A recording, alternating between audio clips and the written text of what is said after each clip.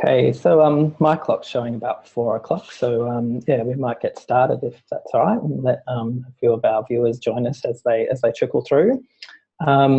So hi everyone, and welcome to the first VALA guest speaker event for the year. This one's called Getting Connected with the ORCID APIs. My name's Andrew Stapleton. I'm the VALA committee member. I'm also a librarian and a book editor in Indexer. So in the library world, I work in academic and research libraries, and in the publishing world, most of my work is for open access academic publishers in the humanities and social sciences. So as you can imagine, I was pretty interested when the opportunity came up to MC and attend this event.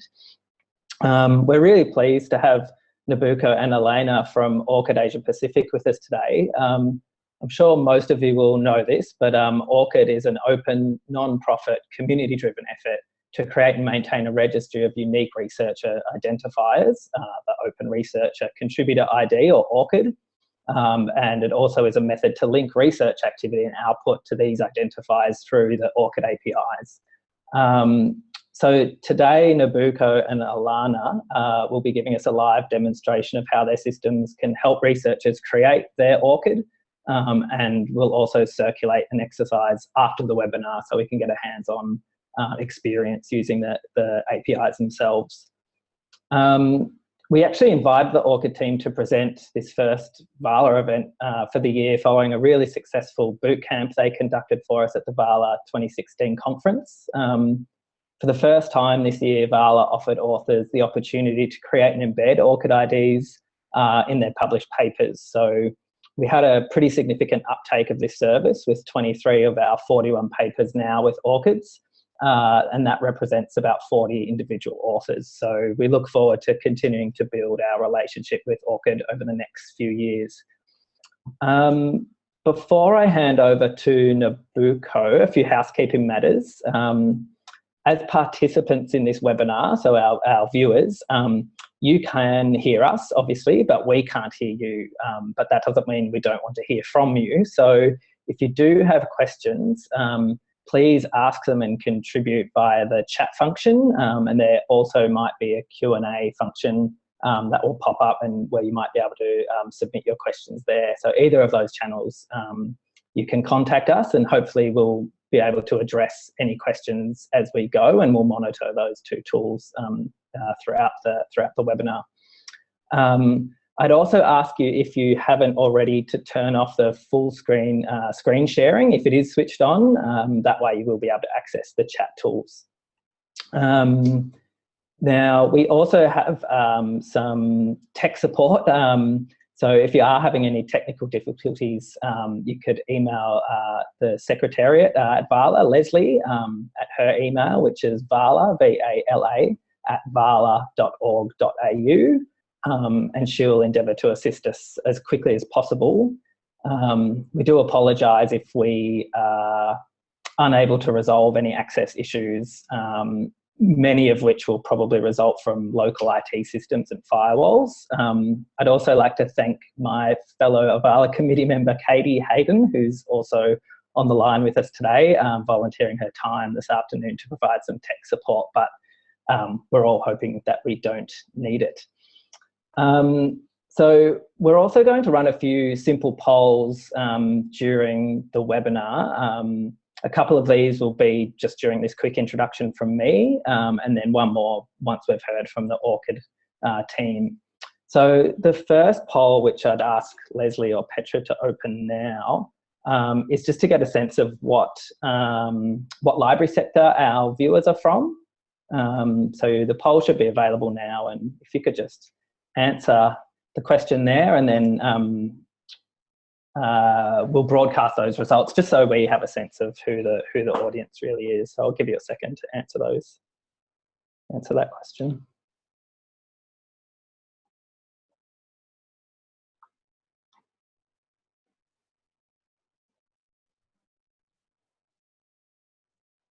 I'm expecting a lot from the tertiary sector, but I'll be interested to see. Yes, and as expected, 73% from the tertiary sector, but with representation across other fields as well. So that's as expected, but good to see other people kind of getting on board ORCID and what it might be able to do for their organisations. Just a note that throughout the presentation we'll be screen sharing, as you can see, and that we're also recording the webinar. This will be hosted on the VALA website, so it will be available for on-demand viewing later on. As I said, any technical difficulties, either get in touch with Katie Haddon if you've been able to get into the webinar room itself, or email Leslie at vala@vala.org.au. And so just quickly, we know Nabucco is joining us from Tokyo and Elena from Hong Kong, I believe it was. And so before I hand over to them, we also just wanted to get a sense of where our participants are dialing in from. So I can see that that's been brought up, this next poll. So maybe we could give you guys a few seconds to just let us know where our participants are from.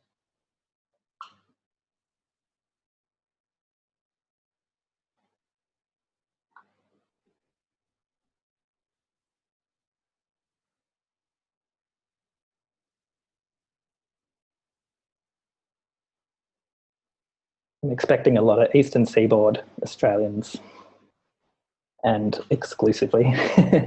So there you go, a lot of Victorian, which is yeah, interesting. Our conference is held here every year, and that's where our organisation is based. So good to see we've got some Queenslanders and New South Welsh people with us. So that's good. So I think that's about it with the housekeeping and introductions. I'm really excited to hear this presentation, and so I'll hand it over to, I believe Nabucco is going to start off the presentation. So over to you. Thank you, Andrew, and VALA colleagues for hosting this webinar. Elena and I are very much excited to join you today, and I hope this webinar is going to be very helpful for you. I'm Nobuko Mieri, ORCID Regional Director and responsible for outreach and ORCID membership in the Asia-Pacific region. Let me first give some brief introduction about ORCID before Elena will present on the main topic today about ORCID API. ORCID is a non-profit international organization founded back in 2010. It was a result of early discussion by stakeholders from publishing companies, research organizations, funding bodies who were all keen to tackle with the name disambiguation problems we had for a long time in scholarly communication. Our operation model is very community-driven, supported by organizational membership, which helps us continue to provide persistent, unique identifiers to researchers for free of charge. Our registry service was launched in October 2012. Since then, more than 2 million researchers have registered for an ORCID identifier. To be precise, today we have 2.2 million researchers signed up for ORCID registry. This graph shows very good community support that we receive, as the majority of new IDs are issued through those systems run by ORCID member organizations. Our vision is a world where all who participate in research, scholarship, and innovation are uniquely identified and connected to their contributions across disciplines, borders, and time.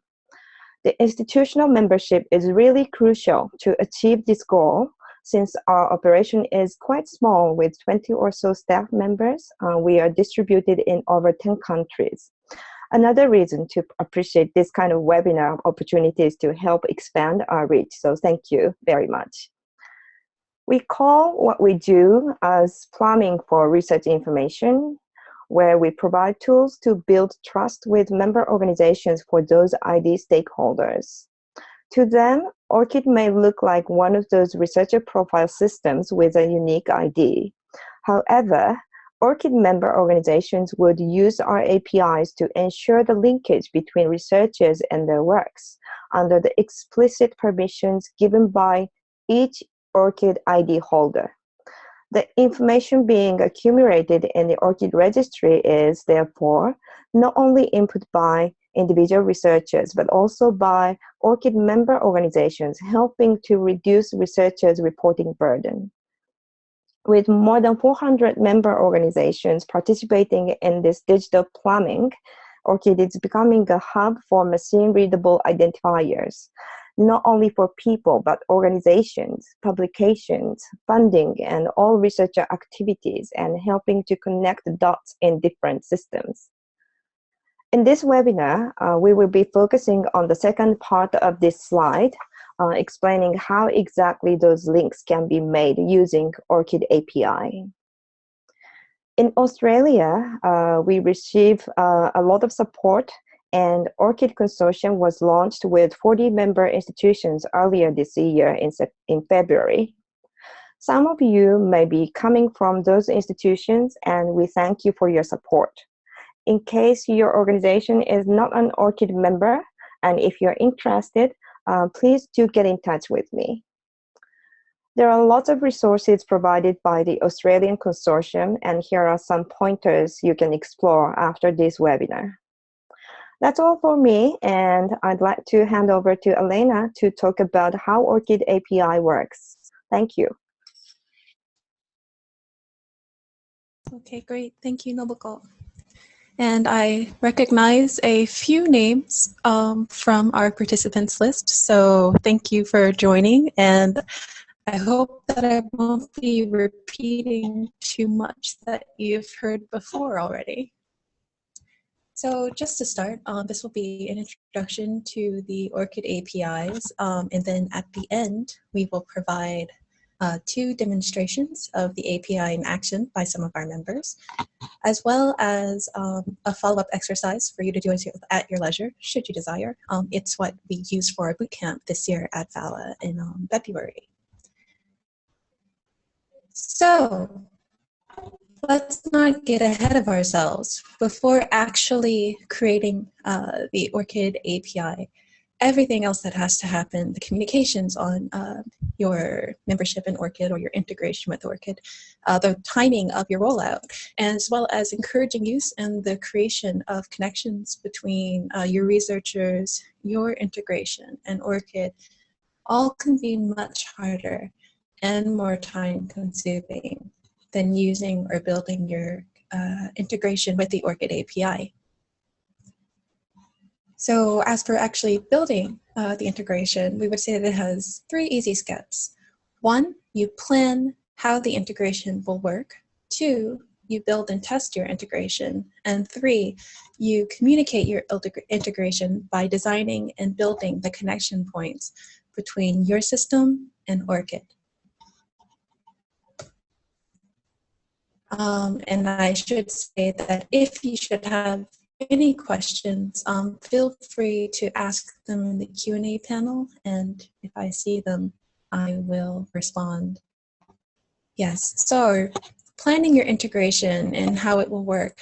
We have this program called the Connect and Connect with use cases that you can use as a guideline for how you're planning your communication, which is basically thinking about how ORCID can best fit your system. Does it work best within your HR system, within your institutional repository? Does it work best with just your faculty or your faculty and students? Just deciding who you want to be integrating, to be connecting their ORCID IDs with, and where you want that to be in your system and how you want it to be displayed. The Collect and Connect program is a program that we actually unveiled this year at the Australia Consortium launch in February in Canberra. And it basically is 4 tiers of levels at which you would be collecting IDs, displaying them, connecting them, or syncing your data with the ORCID system. So just for some examples within research institutions, and I believe that most of you are coming from research institutions, some things that you might be wanting to do is collecting IDs for new staff and students, or at the thesis submission. A member institution in Saudi Arabia, KAUST, has a really great example of this that you can find a link from our website of, in which they not just get the ORCID ID for the student themselves who is submitting the dissertation, but also the supervisor and the reviewers. You could be publishing the IDs on your websites by publishing them with the works in, say, the institutional repository or within faculty profiles.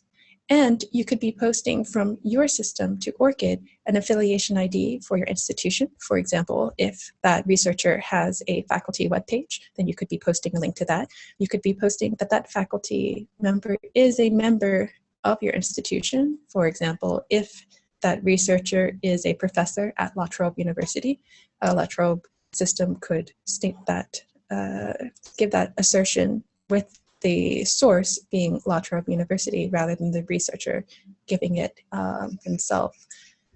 And you could also, should you be gathering any of the publications, you could also be posting that to the researcher's ORCID record.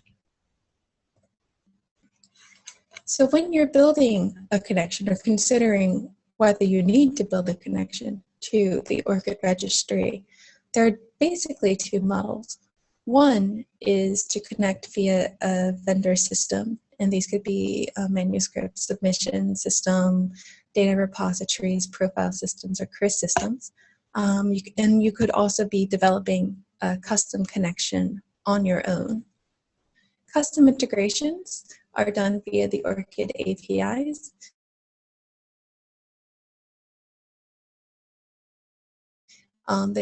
They give you fine-tuned control and allow you to see on the site so you get to custom users, the researchers receive. And you can find a listing of these on the members website at members.orcid.org.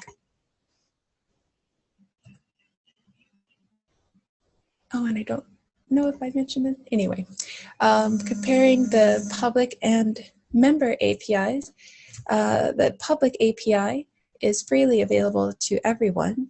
It's possible to authenticate and get the user's authenticated ORCID ID, as well as to read public data.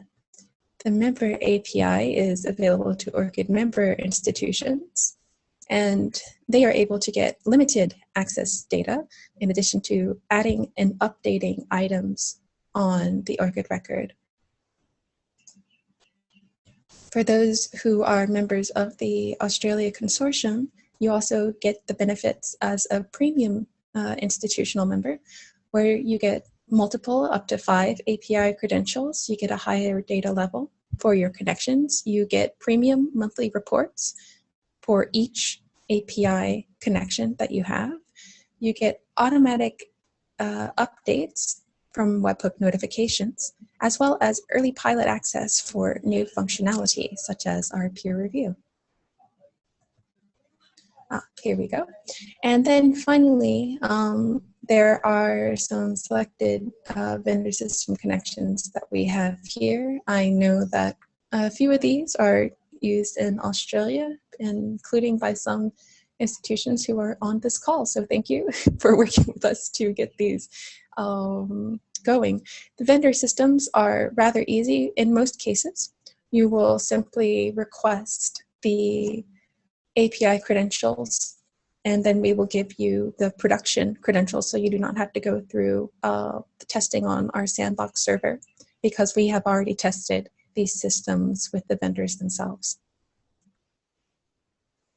So once you've decided what is the best way for you to connect with the ORCID system, or what is one of the best ways, because if you're a premium member, you can have up to 5, you get to start building your integration. And this is for mostly the custom integrations. So for starter, you build and test the OAuth flow, and you build and test the information exchange. All of this is done on our sandbox server, which is essentially a playground for you to learn the ORCID API. You can determine what permissions you'll need, and how to format data to go from your system into ORCID, and then when you're pulling information from ORCID, how to get it to work with your system's parameters. Then you test that on the sandbox, and then you show it to us if you remember the Australian consortium, you would also show it to your Australian consortium tech lead. We would okay it, and then you would be able to release it. But first, what is an API? And this is where we start to get technical, so I'll apologize. An API is an application programming interface. It's an interface. We have a link here to an ad, but it has very good basic information about what an API can do in very easy to understand terms. And so should you wish to read it, we ask you to do so. The basic flow of the API is essentially when you make a connection with the system says, well, do you have permission to do what you want to do? If yes, then you can do it. You can read the record or update the record. If no, then you have to get the permission, and that brings you through the OAuth flow. And then once you get that permission from the researcher, you're able to do what you're requesting to the ORCID record. This permission can be both long-term, it is long-term by default, or the user can choose to make it for single use only. The ORCID API in a nutshell is, one, you have these permissions or your scopes, which is essentially the contract that you sign with the user. The ORCID messages are the format of the data in which it's exchanged. The OAuth calls are the permissions, how you would execute the contract within the language of the messages, and the ORCID specific calls are how you provide and receive information from within the ORCID registry. Just to explain the scopes and permissions, we depend on the user-based permissions, in other words, what they get from you. We ask, can I have your ID? And that would be the authenticate one, interact with the activities on your record, and then interact with your biographical information, and so on.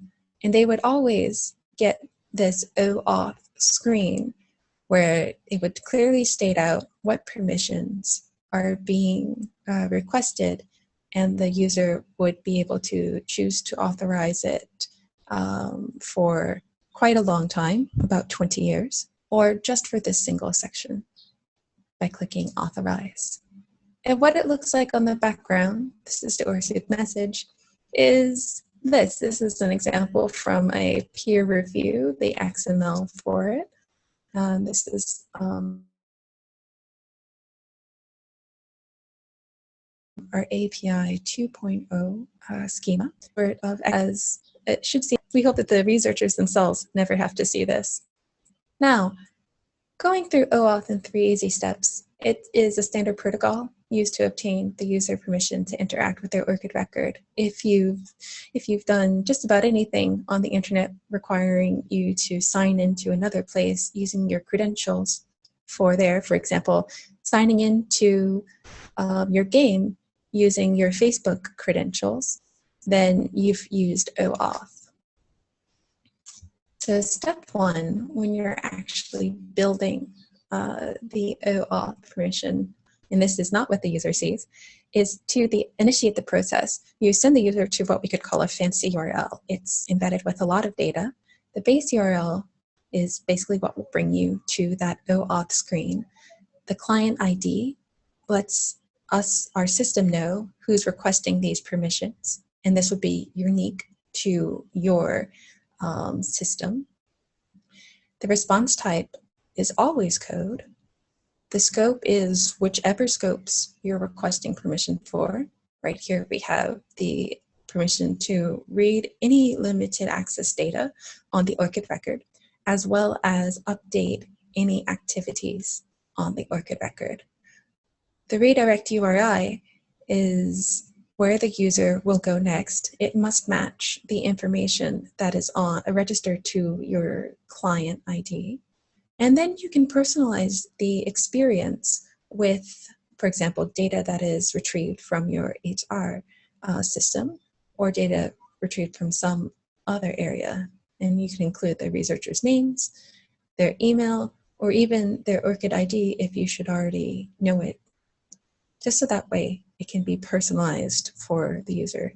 And if they're first signing up, that way you don't have to have them again enter their email, or you can control the email address that they enter. And I say that, but of course, the researcher can always back out that email address and enter in one of their own preference. In any event, after they go to that address, this is what the researcher will see. If they are already signed in, then they will simply get the authorization form, for example, to get the ID, read the record, and update the activities.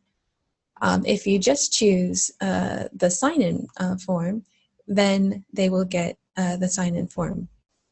And then you can also choose the registration form, which, had you pre-populated it with data, the first, last, and email would all appear right here.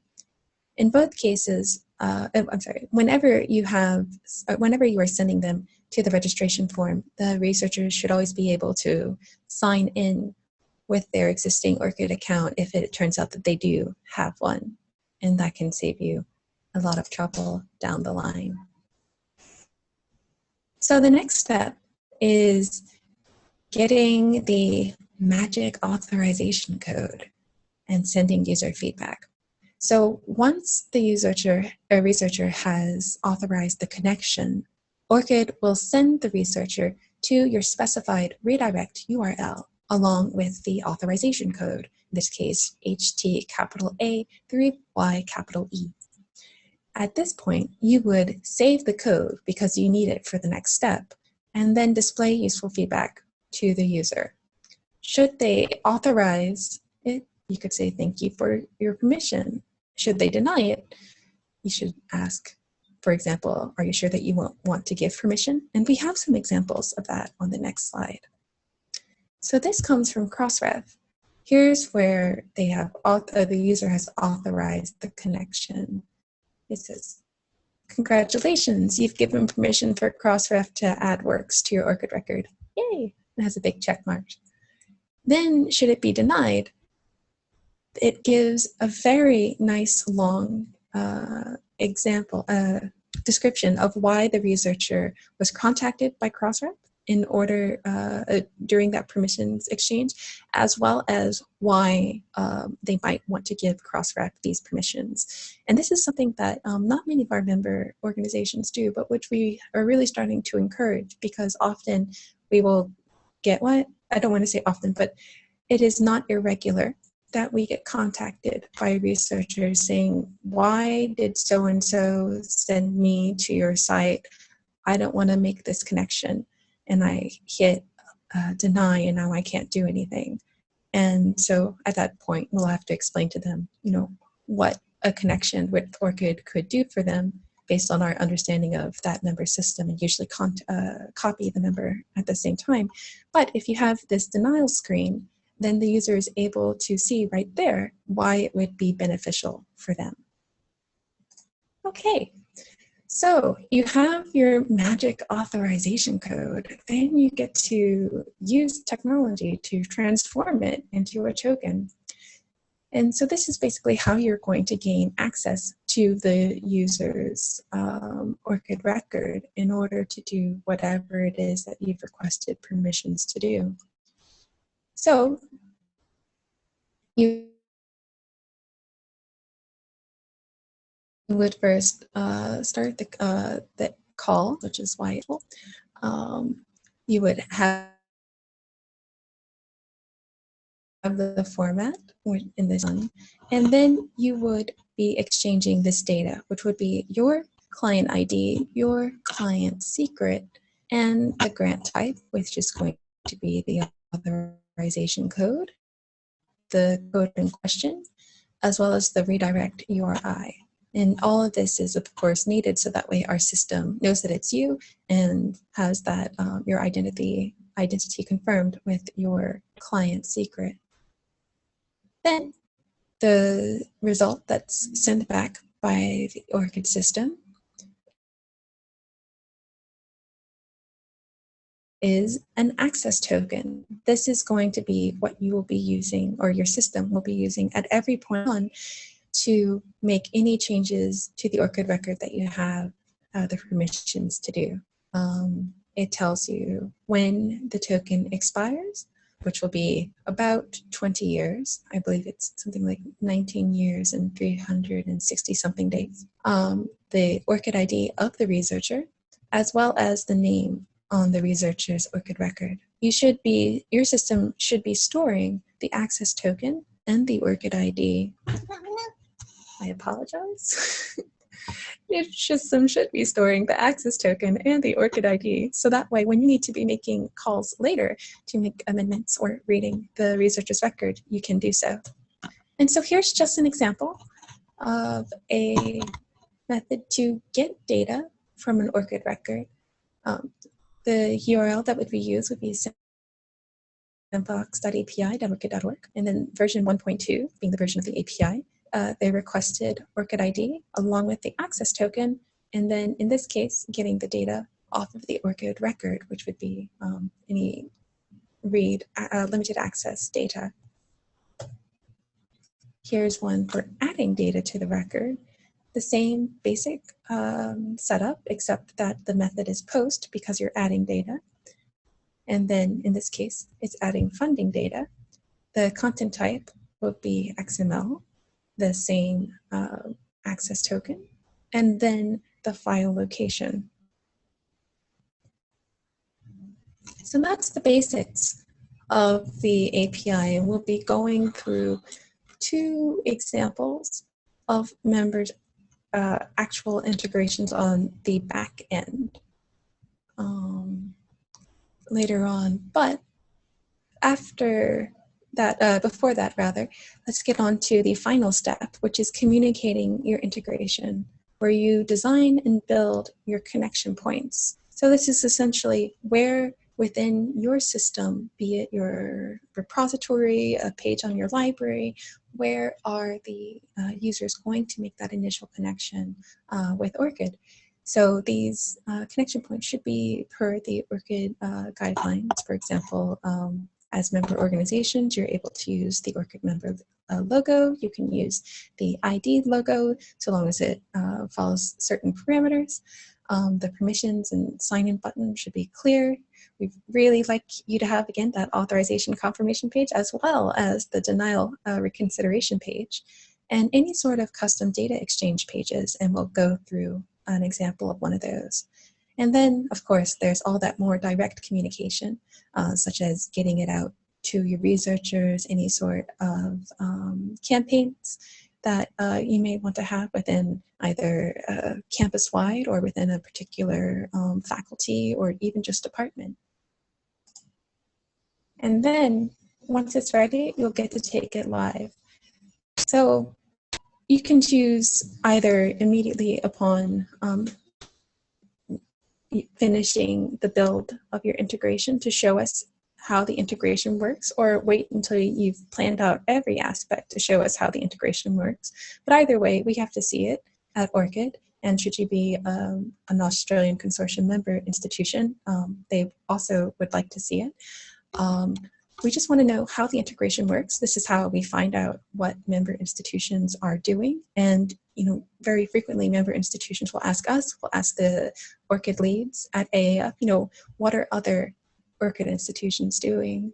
What are other people who have a tertiary institution or a research library like we have, how are they integrating with ORCID? What systems are they using? Are they building their own? Are they using vendor systems? That's why we really like to see it. So once we see it and we see that it works and that it looks awesome, and we, determine where you fall within the Collect and Connect program, you can request production API credentials, and we will send them off to you.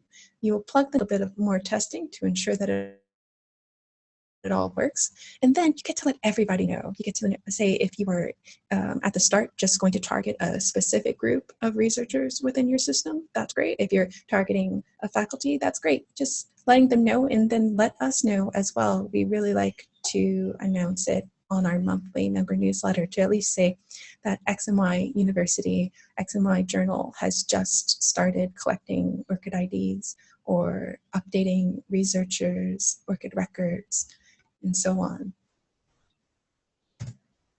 And so now we're going to go through some sample integrations, and you're going to have to give me a second while I switch the screens that are shared. The first will be a create on demand process, or rather a ORCID sign-in or registration using science with our member organization Science Matters for their Matters journal. And then we will also be doing a sample exchange of works data using researcher ID. So just give us one moment.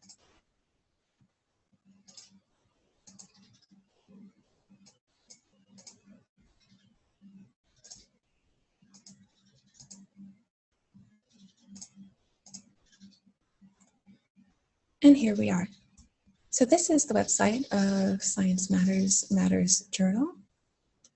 We're just going to go through by logging in with an external account, and I'm going to use ORCID. So what they're doing is they're sending me to, I forgot because I'm already logged in. Let's redo that. I neglected to log myself out before starting this. I apologize. Great. So what it is going to do is it's going to send us to that same OAuth form. And as you see here, it is requesting that we have the permission, the long-lived permission to access this.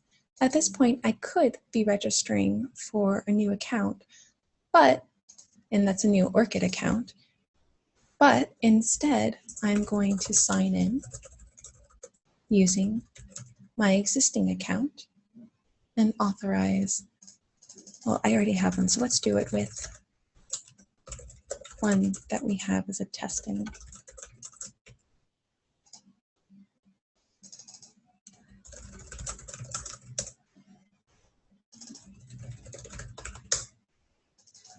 Okay, I can no longer remember my testing password, so we're just going to sign in with my existing account.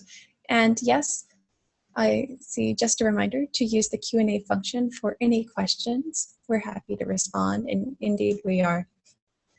So at this point, it automatically logs me in using the ORCID information. If I go to edit profile, because I have already signed up,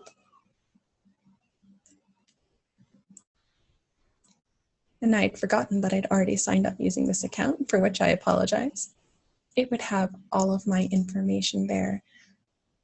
Now, as I thought that I was going to bring you on the create on demand process,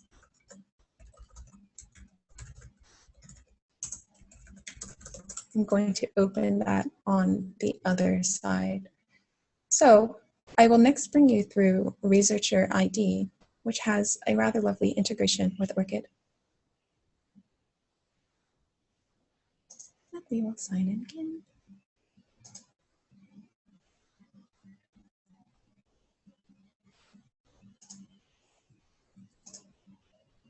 Wonderful. So as you can see here, I've already connected my Researcher ID account with ORCID, and I have it open on the other page. Let's hope that that login stayed active. So at this point, I could go to Researcher ID and search and link, but Researcher ID has a rather nice feature on their integration where one can exchange data with ORCID. And by clicking this link, it will give me a menu asking me which data would I like to exchange between Researcher ID and ORCID. In other words, I as the researcher can always choose which data to exchange. At this point, let's just go to retrieving ORCID publications into my Researcher ID account. Now at this point, Researcher ID asks, using a short-term permission, asks to read the items in my ORCID record, as well as read my biographical information. And this is, again, that same OAuth form. And you can see right there, their redirect URI. So we are going to authorize this connection. They will return me to Researcher ID. And so they found this one record because it's the only one that I have public. on my ORCID record, and then ask for permission to add it to researcher ID. And now one record has been added to my publication list. At the same time, you're also able to exchange such data and choose to do so. This is just a very, I don't want to say straightforward, but they clearly show every step. So previously I had the ORCID Community Engagement and Support Officer for Asia Pacific, but now I'm going to change my sort description to APAC Penguins Go and choose to send that to ORCID because the Asia Pacific penguins are the best. So now we will authorize researcher the ID with the ability to update my ORCID biographical data, and then reload my ORCID ID.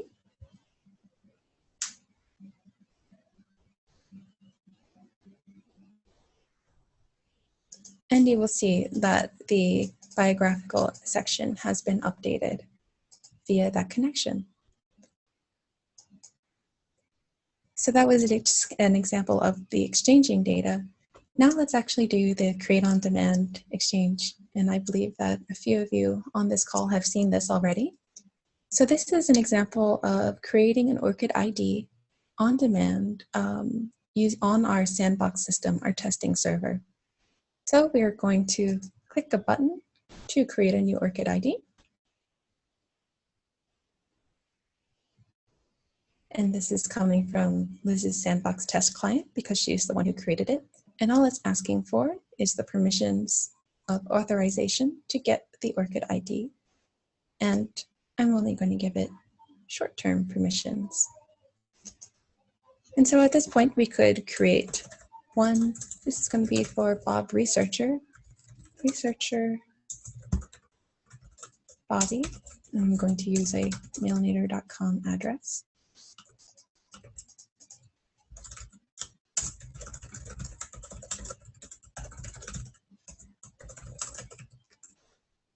Then we would choose who can see the information. Well, researcher Bob's a little bit shy, so he's going to set it all to limited. Email frequency, he doesn't want to receive it. He just wants to get any sort of things from his email inbox. Confirming that we're not a robot by selecting all images with rivers. I hope that these are all rivers. That looks more like the ocean. And then finally consenting to the privacy policy and terms and conditions of use. Authorizing the connection. This is the disambiguation screen. Frequently, while there are researchers who do have the same names as others, there's also times when researchers forget that they've signed up. And so Bob Researcher could click through all of these many ORCID records that he's created, possibly created, to see whether or not one of them are him. But Bob Researcher today is very assured that these are not his ORCID records, and he's going to continue to registration.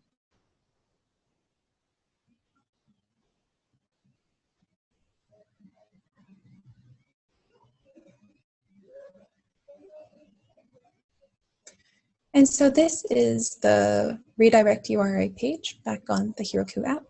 It says, thanks, Bob, your ORCID ID is X. And then normally you wouldn't be showing this information, but we're telling you that the access token that they're storing is this access token. And so then researcher Bob could now go on to his ORCID record. And there it is.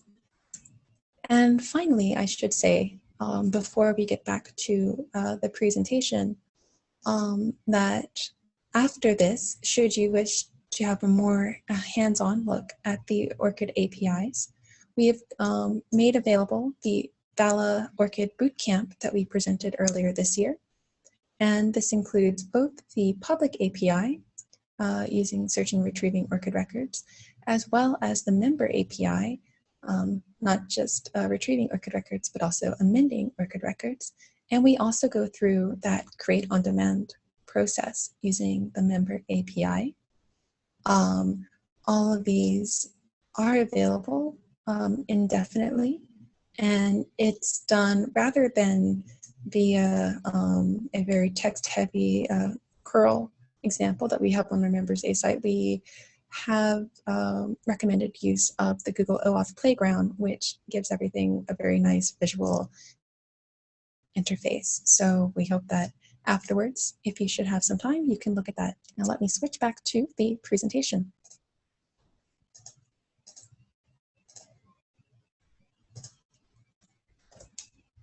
Great. So as we said here, you can try it out for yourself with the ORCID API Bootcamp.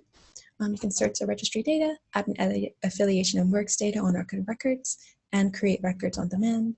We provided sample API member credentials, but you can also request new ones for yourself. And we do recommend that you do so because then you could always use them when building and testing your own institutional integrations.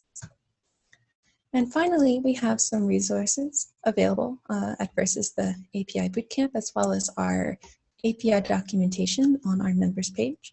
And we, and I should say I, are always very interested in any feedback on the API documentation. We also have a list of supported vendor systems, as well as a list of current integrations. And finally, should you be a developer for the API, or should you be working with developers for your ORCID integration, we would encourage you or those developers to join the ORCID API users listserv. The API's users listserv is not just for ORCID developers, but also members and non-members alike, anyone who uses the ORCID APIs, both public and members.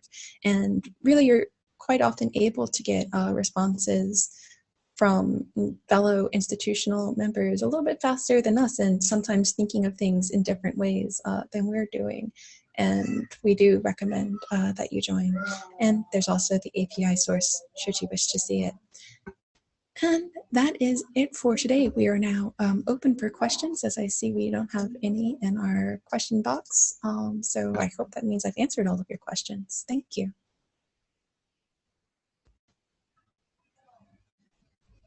Yeah, I just encourage a few of our viewers, if they do have questions, to go ahead and ask them. I'll give them a second to maybe respond, and then I certainly have one. So thanks very much for the presentation. It was really interesting. It really makes me want to just go in and play, deploy DSpace on my local server and just play with the API. So that was great. Oh, yes, DSpace. DSpace is really interesting. Actually, I'm going to be talking with a representative from them hopefully sometime next week. The way that DSpace stores ORCID IDs is not linked to the user profile, my understanding, but the individual work profile, and we're hoping that they can change that soon so that way it can become a bit more functional for DSpace users. So anybody who uses DSpace, I'm sorry, we're working with them to get that changed ASAP. Well, one of the questions, I guess it's related to that repository software that I had was, I think I was reading in Scholarly Kitchen maybe not too long ago that the Royal Society and a few other journals are actually requiring ORCID IDs at the submission stage. So because I kind of straddle library work and publishing work, I just wanted to maybe ask about how ORCID IDs is improving publishing workflows and how successful kind of getting publishers on board has been for the organisation broadly. Maybe Noviko can speak to the latter a bit more, but for the former, so really the best part about it is ever since the Crossref auto update functionality was released at the end of last year, it seems that publishers have really come on board.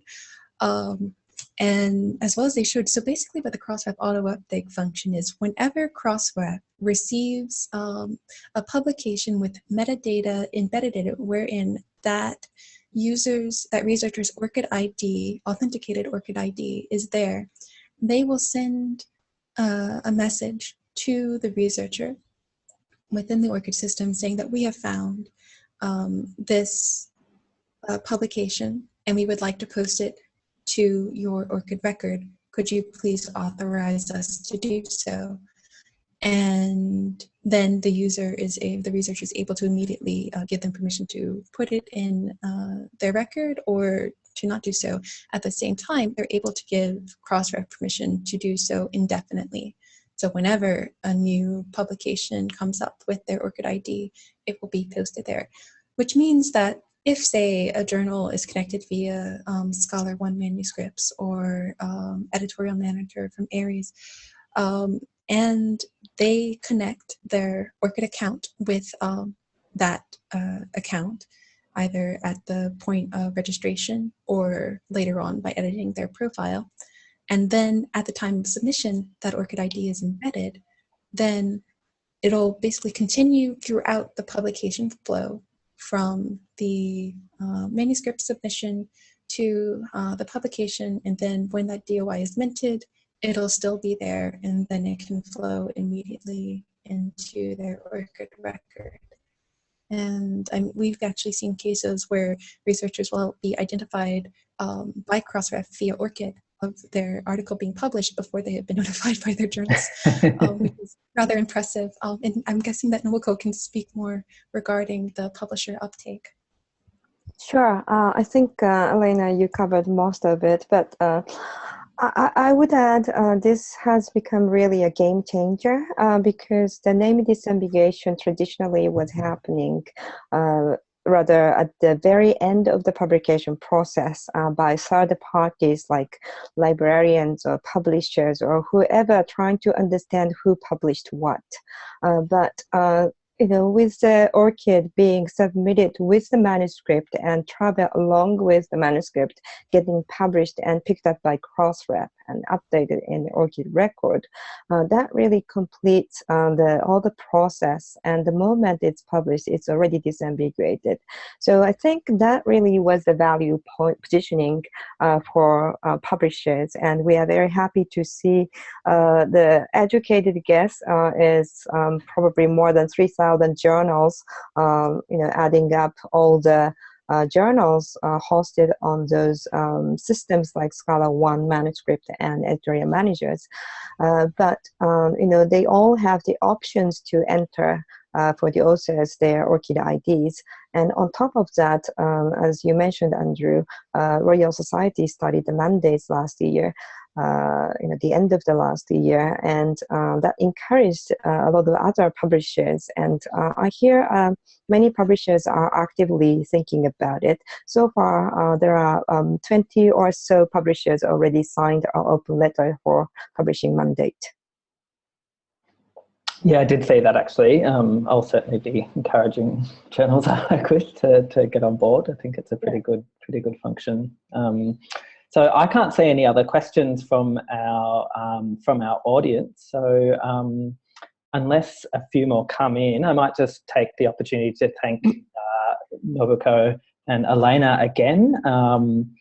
I also thought it would give me a chance to just maybe spruik the next VALA event, which is actually our AGM, and also the Williamson lecture, which is being given by Mal Booth, who won the Williamson Award at VALA last year.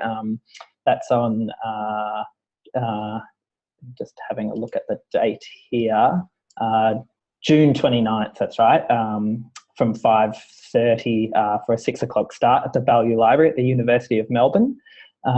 We also have another webinar coming up on cloud-based library services, which is on Wednesday, the 24th of August. But yeah, once again, really just wanted to thank our presenters today. I found it really fascinating, and yeah, can't wait to have a muck around in the system. And I believe we also might have one more poll that we could perhaps run just to kind of get a sense of where our webinar events are going, and just to give us some feedback on that. So I can see that's on screen now. I'll just give you a few seconds to reply.